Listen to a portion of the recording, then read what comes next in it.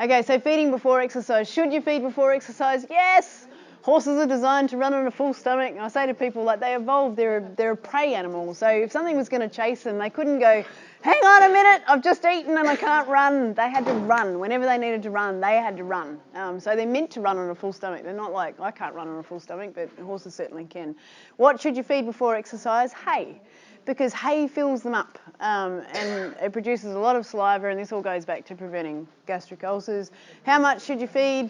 Between 200 and 300 grams per 100 kilos of body weight. So for a 500 kilo horse, it's like a kilo to a kilo and a half a biscuit to almost a full biscuit of Lucerne before you ride.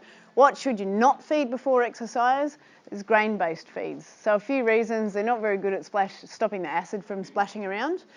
And they'll also cause a spike in your glucose and insulin levels in the blood. So if you feed grain before you ride and the horse's blood insulin levels go up, it makes it really difficult for a horse's muscles to then mobilise glucose and fatty acids. So they have this fight going on where insulin's saying to the muscles, you need to store glucose, and then you're riding the horse and the muscles are going, but we need glucose, like we need to burn it. So there's this real fight going on between, do I store it or do I mobilise it so I can burn it?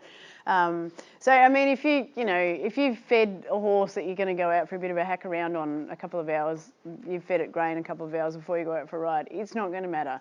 If someone who's about to do a cross country in a 3-day event feeds their horse grain 2 hours before they go out and do a cross country course, that horse is going to feel really flat because it can't mobilise the energy it needs for its muscles to work for the amount of time that the muscles need to work.